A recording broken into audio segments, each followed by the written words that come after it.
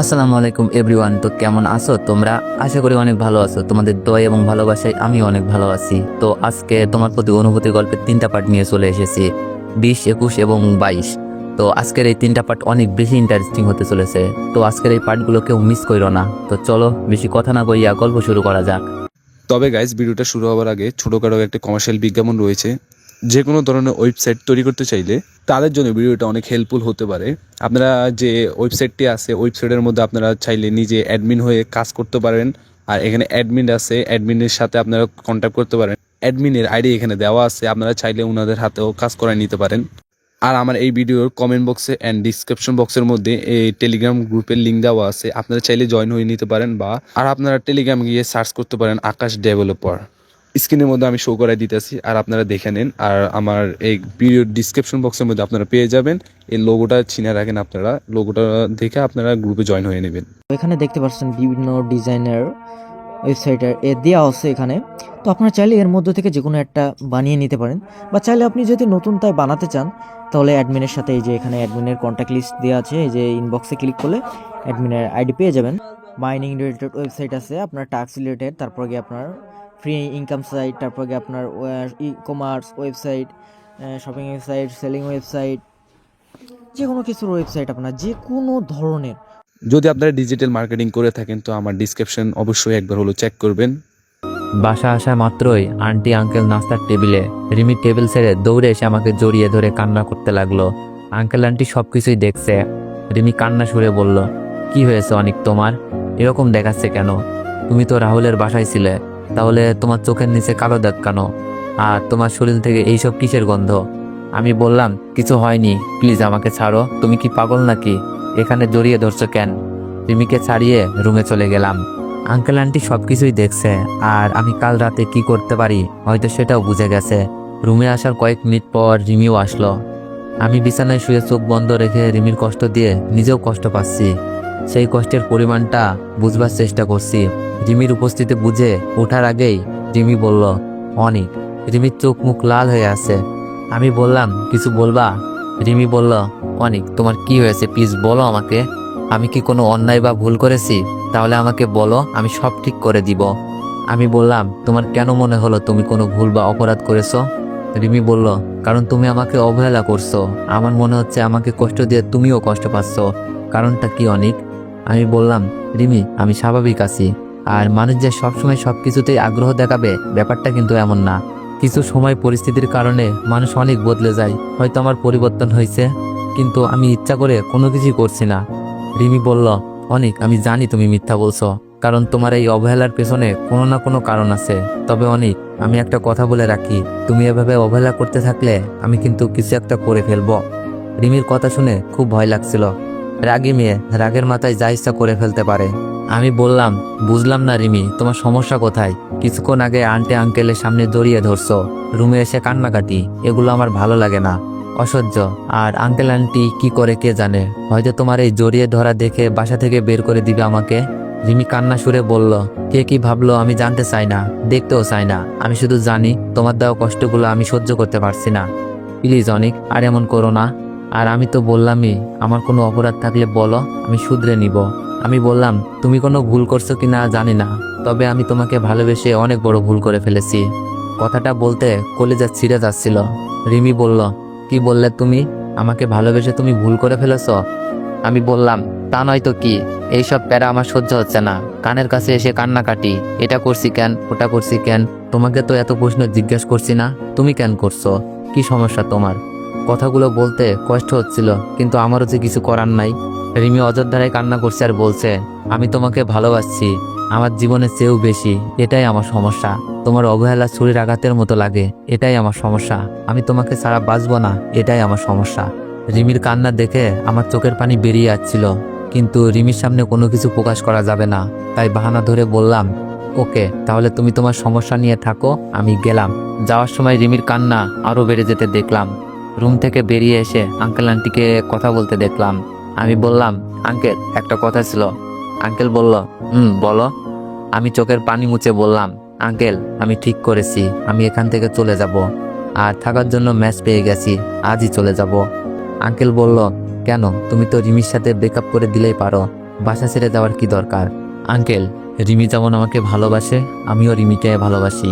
ভালোবাসার মানুষের সাথে মিথ্যা অভিনয় করে কষ্ট দেওয়া যায় না, কারণ রিমির চোখের পানি আমার সহ্য হচ্ছে না। আর আমিও রিমির সাথে এমন বাজে ব্যবহার করতে পারছি না। তাই দূরে কোথাও চলে গেলে হয়তো রিমি কয়েকদিন কান্না করে ঠিক হয়ে যাবে, আর আমিও নিজেকে সামনে নেওয়ার চেষ্টা করব। আমার এই কথা শোনার পর কেউই কিছু বলছে না। আঙ্কেল আন্টি হয়তো ভাবছে, ঠিকই তো, অনেক চলে গেলে রিমি অনেককে ভুল বুঝে ভুলে যাবে। জানি না রিমি কেমন থাকবে, সহ্য করতে পারবে কি পারবে না। তবে আমি ঠিক করেছি রিমিকে না জানিয়েই চলে যাব। বাসা থেকে বেরিয়ে মেসে যাওয়ার জন্য সবকিছু ঠিকঠাক করে বাসায় আসলাম। বাসায় এসে আন্টিকে বললাম, আন্টি আজ রাতেই চলে যাচ্ছি। আপনারা আমাকে অনেক হেল্প করেছেন, যা ভুলবার নয়, যার ঋণ কখনো শোধ করা যাবে না। যদি আপনাদের মনে কষ্ট দিয়ে থাকি মাফ করে দিবেন। আর রিমির দিকে খেয়াল রাখেন, উল্টাপাল্টা কিছু করে ফেলতে পারে। আপনারা চাইলে আমাকে নানা অপবাদ দিতে পারেন যেন রিমি আমাকে ঘৃণা করে, তাহলে রিমি স্বাভাবিক হয়ে যেতে পারে। আজ আঙ্কেল আন্টি কেউ কিছু বলছে না। রাতে রিমির জন্য একটা ছোট চিরকুট লিখে কাউকে না জানিয়ে বাসা থেকে বের হয়ে যায়। সাথে বই খাতা, জরুরি কাগজ, মোবাইলটাও রেখে গেছি। এটা রিমির দেওয়া ছিল। মোবাইলটা দিয়ে গেলাম, রিমি যেন ব্যাপারটা সত্যি ভাবে। কাগজে লেখা ছিল, রিমি আমাকে ক্ষমা করে দিও তোমার সরল মনের সাথে মিথ্যা অভিনয় করার জন্য। এই লেখায় অনেক কিছু লুকানো আছে, রিমি বুঝবে না, কারণ লেখাটা শুধু আমিই বুঝবো। আমি চোখের পানি মুছতে মুছতে মেসে চলে আসলাম। জানি না রিমি আমার চলে যাওয়ার খবর শুনে কি করে বসে। খুব ভয় হচ্ছে আর চিন্তাও হচ্ছে। আমি এখানে চলে আসাটা শুধু রাহুলই জানে। রাহুল আমাকে ম্যাচ খুঁজে দিতে সাহায্য করেছিল আর প্রমিস করেছিল রিমিকে বলবে না আমি যে এখানে আসি। আসলেই কি বেকার ছেলেদের প্রেম করতে পারে না? আসলেই ছেলেটা যতই ভালো আর সুন্দর হোক, আঙ্কেল আন্টির যতই পছন্দ হোক, কিন্তু ছেলেটা তো বেকার। আমি বেকার না হলেও রিমির পরিবার অনেক ধনী পরিবার, আর আমার বর্তমানে কোনো পরিবারই নেই। এমন ছেলের সাথে তো রিমির পরিবার বিয়ে দিবে না। যার কোনো ভবিষ্যতের কোনো নিশ্চয়তা নেই, তার কাছে কিভাবে মেয়েকে তুলে দিবে? আমি জানতাম এরকম কিছু হবে। রিমি আর আমার সম্পর্ক কেউই মেনে নিবে না। তারপরেও পারিনি রিমিকে ভালো না বেসে থাকতে, কারণ ভালোবাসা ধনী গরিব দেখে না, মনের সাথে মনের মিল হলেই হয়ে যায়। তবে আমি আর সবাইকে বলবো, প্রেম ভালোবাসা কোনো ছেলেখেলা নয়। এমন প্রেম করবেন না যাকে পাওয়াটা আমার মতো প্রশ্নবিদ্ধ। প্রেমটা ক্যারিয়ার গঠনের আগ পর্যন্ত বন্ধ রাখুন। আর ধনী মেয়ে ধনী ছেলেদের সাথে প্রেম করতে ভেবে করুন, কারণ প্রেমটা সত্যি হতে পারে, পরিবার কিন্তু মেনে নিবে না। আপনাদের আশেপাশে তাকালেই দেখতে পারবেন কত ছেলে চাকরির অভাবে তাদের ভালোবাসার মানুষটিকে অন্যের হতে দেখছে। ভালোবাসা শুধু কাছে পাওয়া নয়, ভালোবাসা হলো ভালোবাসার মানুষটিকে ভালো রাখা। সে যদি অন্য কোথাও ভালো থাকবে মনে করবেন, তাহলে তাকে অন্য কোথাও যেতে দিন। আর নিজের ভিতরে একটা কবর খুঁড়ে নিন, সব কষ্ট সেখানেই কবর দিন, কারণ ছেলেদের সবার সামনে কাঁদতে নেই। রাতে ঘুম হলো না, রিমির কথা ভেবে বালিশ ভিজিয়ে ফেলেছি। ঠিক করলাম কয়েকদিন ভার্সিটি যাব না, আর আঙ্কেলের অফিসেও না, কারণ রিমির সাথে দেখা হওয়া এই দুই মাধ্যম। আর আমার মনে হয় কয়েকদিন আমাকে না দেখলে হয়তো রিমি আমাকে ভুলে যাবে, ভুল বুঝবে, আমার প্রতি ঘৃণা জন্মাবে। যেই রকম চিন্তা সেই রকম কাজ। 2 দিন হয়ে গেল, ভার্সিটি অফিস কোথাও যায় না। রাহুলকে দেখছি খুব তাড়াহুড়ো করে আমার দিকে এগিয়ে আসছে। আমি বললাম, কি রে, কি হয়েছে, এত তাড়াহুড়ো করে কেন আসছিস? রাহুল বলল, অনেক তাড়াতাড়ি হাসপাতালে চল, কাল রাতে নাকি রিমি অনেকগুলো ঘুমের ওষুধ খেয়ে ফেলেছে। রাহুলের কথা শুনে বুক কাঁপতে লাগলো। আমি বললাম, কি বলিস এই সব? কোন হাসপাতালে? চল প্লিজ, আমার মাথা ঘুরছিল, রিমি যদি কিছু হয়ে যায়। রাহুল আমাকে হাসপাতালে নিয়ে গেল। আঙ্কেল আন্টির কেবিনে বাইরে বসা। আমি গিয়ে জিজ্ঞেস করলাম, কি হয়েছে আন্টি? রিমি নাকি ঘুমের ওষুধ খেয়ে ফেলেছে। আন্টি বলল, হ্যাঁ অনেক, তুমি চলে যাওয়ার পর 2 দিন খাওয়া দাওয়া করে নাই। আমরা অনেক বুঝাই, কিন্তু রিমি কিছুতেই বুঝতে চায়নি। রিমি বলছিল তোমাকে না পেলে রিমি আর বাঁচবে না, তাই তোমার আঙ্কেল রিমিকে চর বসিয়ে দেয়। পরের দিন সকালে উঠে দেখি রিমি ঘুম থেকে উঠছে না। রুমে গিয়ে দেখি অনেকগুলো ঘুমের ওষুধ খেয়ে নিছে। আমি বললাম, ডাক্তার কি বলছে? আন্টি বলল, রিমিকে ওয়াশ করা হয়েছে, এখনো জ্ঞান ফিরে নাই।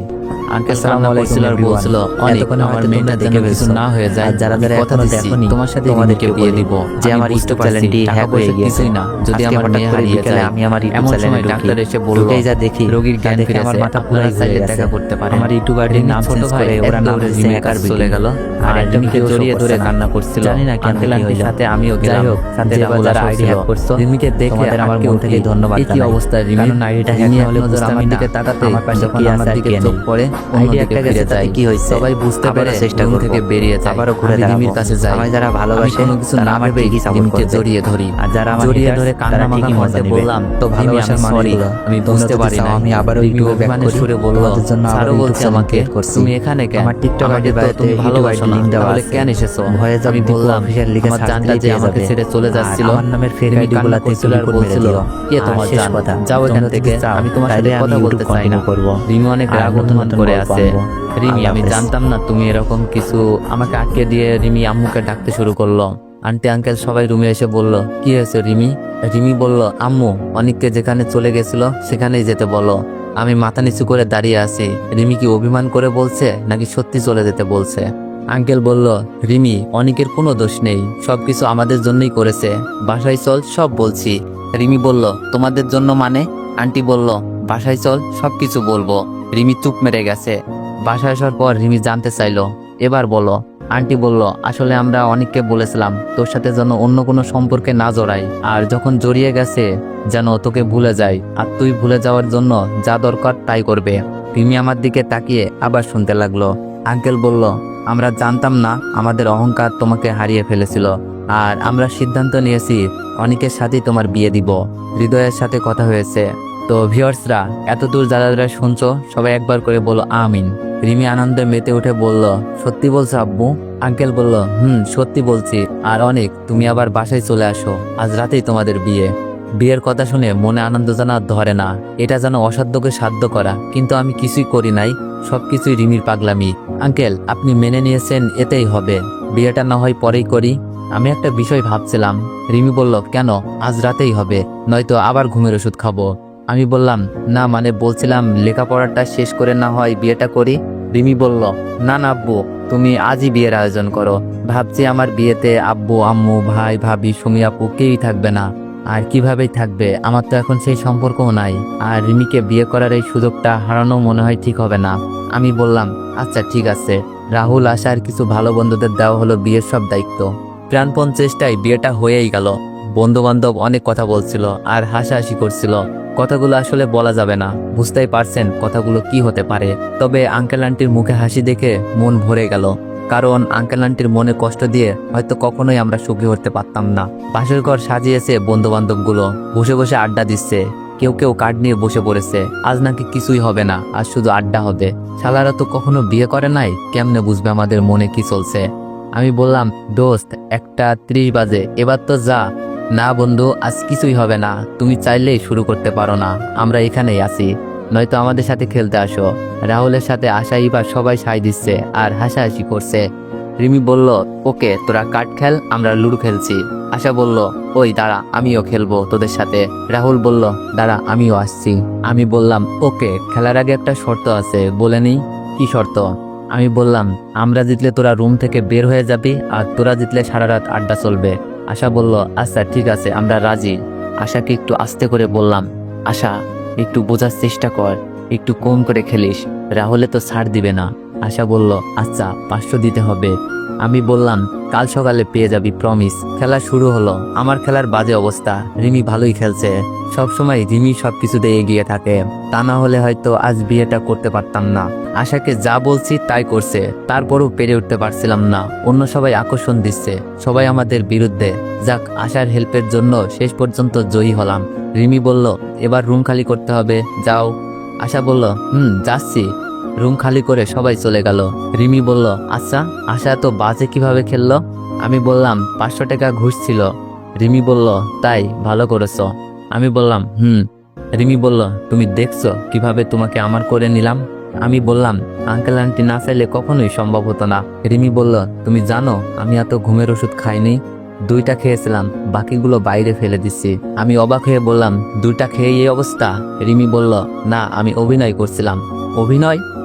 তোমার সাথে আব্বু আম্মুর সব কথাই আমি শুনেছিলাম, তারপর থেকে তোমার অবহেলা শুরু।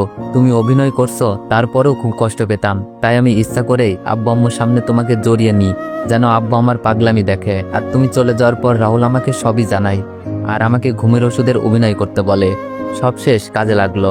রিমির কথা শুনে আমি তো অবাক, অভিনয় কি আমি করতে পারি? রিমি তো আমাকে ছেড়ে গেছে। আমি বললাম, তুমি তো আমাকে অভিনয়ে হার মানিয়ে দিয়েছো। রিমি বলল, 2:30 বাজে, কথাই বলবে? আমি বললাম, কেন, কি করব? রিমি বলল, কেন জানো না? আমি বললাম, না, তুমি জানিয়ে দাও। রিমি বলল, তুমি কিন্তু অনেক দুষ্ট আছো। তো এভরিওয়ান, আচ্ছা এটুকুই রাখা যাক, আর গভীরে যাওয়ার দরকার নেই, কিছু কথা গোপনেই থাক। সকালে ঘুম থেকে উঠে দেখি কিছু একটা বুকের মাঝে মিশে আছে, দেখতে দারুণ লাগছে, ইচ্ছে হচ্ছে এভাবেই দেখে যাই, কিন্তু চাপ নিতে পারছি না, আমার যে বাথরুমে যাওয়া লাগবে। রিমি, এই রিমি ওঠো। রিমির মুখের সামনে চুলগুলো সরিয়ে দিয়ে বললাম। রিমি ঘুমের মধ্যেই বলল, না আমার খুব ঘুম পাচ্ছে, ডেকো না প্লিজ। আমি বললাম, এরকম বুকের উপর শুয়ে থাকলে ঘুম তো পাবেই, কিন্তু বুকটা যে একটা মানুষের, আর সেই মানুষটা যে ওয়াশরুমে যাবে। রিমি বলল, ওয়াশরুমে যাওয়া লাগবে না, আমার ঘুম ভেঙে যাবে। বলে কি মাইয়া, এই দিক দিয়ে আমার তো 13টা বাজতে শুরু করে দিছে। আমি বললাম, এই বুকটা তো তুমি দখল করে নিছো, আর এটা এখন থেকে তোমারই, এখন আমার যেতে হবে, প্লিজ ছাড়ো। আমি আর নিতে পারছিলাম না, আমি আর না পেরে রিমিকে সরিয়ে ওয়াশরুমের দৌড়। ফ্রেশ হয়ে রুমে এসে দেখি মহারানী মুখ ফুলিয়ে বসে আছে। মজা করে বললাম, কি ব্যাপার রিমি, মন খারাপ? রিমি বলল, কুত্তা তুই আমার স্বপ্নটা নষ্ট করে দিছিস, কত সুন্দর স্বপ্ন দেখছিলাম। রিমির মুখে তুই শুনে আমি তো অবাক হয়ে রিমির দিকে তাকিয়ে রইলাম। রিমি, তুমি কি বলছো, আবার বলো তো। ভাবছি হয়তো এখনো ঘুমের ঘর কাটে নাই, উল্টাপাল্টা বলছে। রিমি বলল, কি বলবো, কত সুন্দর স্বপ্ন ছিল। রিমি দেখি কাঁদতে শুরু করে দিছে। এটা কি হচ্ছে, ঘুম থেকে উঠেই কান্না করছে নাকি স্বপ্নের জন্য? এভাবে কথায় কথায় কাঁদলে আমি তো শেষ। শুনেছি বিয়ের পর নাকি বইয়েরা সরকার হয়, আমার জন্য যেন এটা প্রযোজ্য না হয়। আস্তে করে বললাম, কি স্বপ্ন দেখছো রিমি?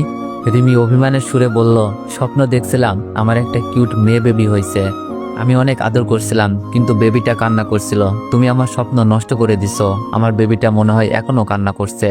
আমি বললাম, অনেক ভালো লাগতেছে, কাল বিয়ে হলো মাত্র, তেমন কিছুই হয় নাই, আর তুমি স্বপ্নে মেয়ে বেবিও দেখে নিয়েছ, কান্না থামানোর আগেই ঘুম ভেঙে গেছে, তাই এখন বসে কান্না করছো। রিমি বলল, তুমি কি বুঝবে, সন্তানের কান্না মা কখনো সহ্য করতে পারে না। বলেই রিমি ফ্রেশ হতে চলে গেল। আমি তো অবাক হয়ে তাকিয়ে আছি রিমি চলে যাওয়ার দিকে, আর রিমির কথাগুলোতে হাসা উচিত নাকি কান্না করা বুঝতে পারছি না। যে মেয়েটাকে তার মা বাবা সামলাতে হয়, সেই মেয়েটা বলে কিনা সন্তানের কান্না মা কখনো সহ্য করতে পারে না। আল্লাহ, মেয়ের কি এমন গুণ দিলা যার জন্য এত রং তাদের, যখন ইচ্ছা রং বদলায়। তবে রিমির বোকা বোকা কথা শুনে হাসি পাচ্ছিল। অনেকের হয়তো কান্না পাচ্ছে, তাই না? অনেক মেয়েই বলবে, ঠিকই তো, ঘুম কেন ভাঙাতে হবে? রিমি তার মেয়ের কান্না থামানোর পর না হয় ঘুমটা ভাঙাতেন, না জানি বাচ্চাটা এখনো কান্না করছে, আর বড় জোর দিয়ে বলবে সন্তানের কান্না মায়েরা সহ্য করতে পারে না। এই কথায় আমি কিন্তু একমত, আশা করি সব ছেলেরাই সহমত প্রকাশ করবে। তবে কিছু কিছু মায়েদের জন্য এই বক্তব্যটি প্রযোজ্য না। বন্ধুগুলো হয়তো ঘুমিয়ে আছে, কাল রাতে যা অবস্থা করেছিল, ভাগ্যিস খেলায় জয়ী হয়েছিলাম। রুমের দরজা কে যেন নক করছে। রিমি ওয়াশরুমের দরজা খুলতেই বন্ধুগুলোর হামলা। রাহুল বলল, কিরে এত সকালে উঠে গেলি? আমি বললাম, আমি সবসময় সকালেই উঠি। রাহুল বলল, মামা খুশির খবর কি আসবে? রাহুলের কথা শুনে সাথে থাকা সবাই হেসে দিল। আমি বললাম, খুশির খবর কি বুঝলাম না, রিমিকে বিয়ে করতে পারছি এটাই তো খুশির খবর, আর কি খবর বাকি আছে? ফাহিম বলল, তুই মামা কিছুই বুঝিস না, আবার সবই বুঝিস, শুধু বোকা বোকা কথা বলিস। আমি বললাম, বুঝতে হবে না, নাস্তা করছিস? রাহুল বলল, না, তোদেরকে ডেকে নিতে আসছি। আমি বললাম, আচ্ছা তোরা যা, আমি রিমিকে নিয়ে আসছি। ফাহিম বলল, আচ্ছা তাড়াতাড়ি আসো মাম্মা। ওরা চলে যাওয়ার পর বিছানায় পা মেলে বসে ভাবছি ভাবিকে বিয়ের কথাটা জানাবো কিনা, কিন্তু কি মনে করবে, তাই ফোনটা রেখে দিলাম। রিমি ফ্রেশ হয়ে এসে গেছে, এখন সাজুগুজুর পালা, আল্লাহই জানে কতক্ষণ লাগে। রিমিকে দারুণ লাগছে দেখতে, নিজের বইয়ের প্রশংসা করতে নাই, তাই করলাম না। আমি বললাম, রিমি হইছে, নাস্তা খেতে ডেকে গেছে। যদিও নতুন জুটি, উচিত হলো রুমে খাবার পাঠিয়ে দেওয়া, কিন্তু বন্ধু বান্ধবের কাছে উচিত অনুচিত কিছুই নেই, যা বলবে তাই। রিমি বলল, আচ্ছা একটু শাড়িটা পরিয়ে দাও তো। আমি বললাম, তুমি শাড়ি পরতে পারো না? রিমি বলল, না আমিও পারি না, তুমি বসো, আমি আশাকে পাঠাচ্ছি। আমি নিচে চলে গেলাম।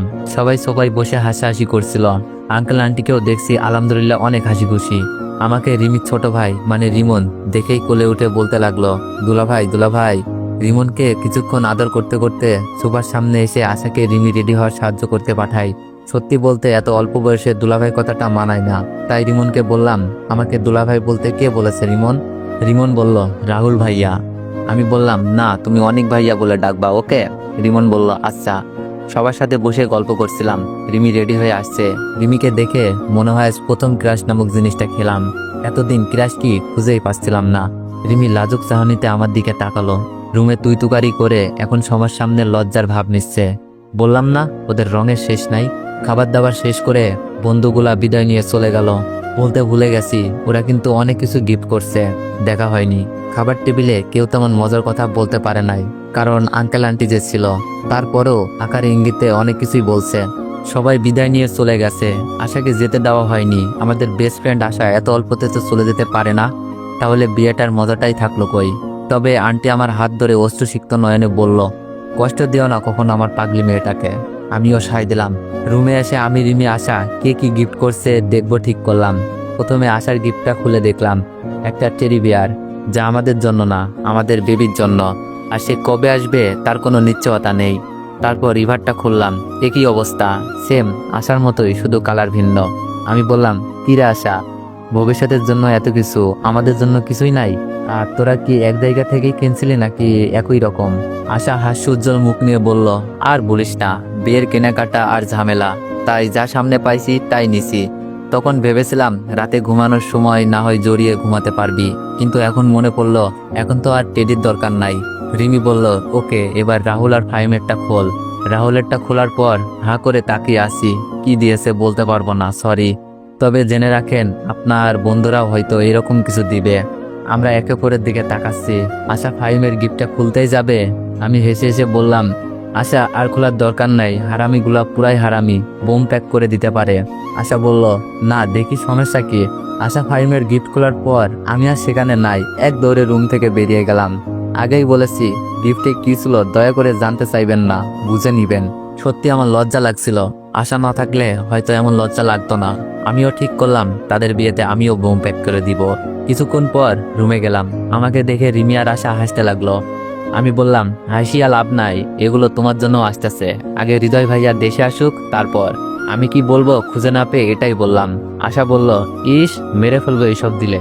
রিমি বলল, আচ্ছা বাদ দে, মাইশা ভাবিকে তো জানানো হয়নি, জানলে অনেক রাগ করবে দেখিস। আমি বললাম, আরে না, বুঝিয়ে বললে রাগ করবে না, অনেক খুশি হবে দেখিস। মাইশা আপু এমন মাইন্ডের না, খুবই ফ্রি। আর বিয়েটা কিভাবে হলো সবাই তো দেখলেনি। আপু রাগ করলে না হয় একটু বোঝানোর কাজে সাহায্য করবেন।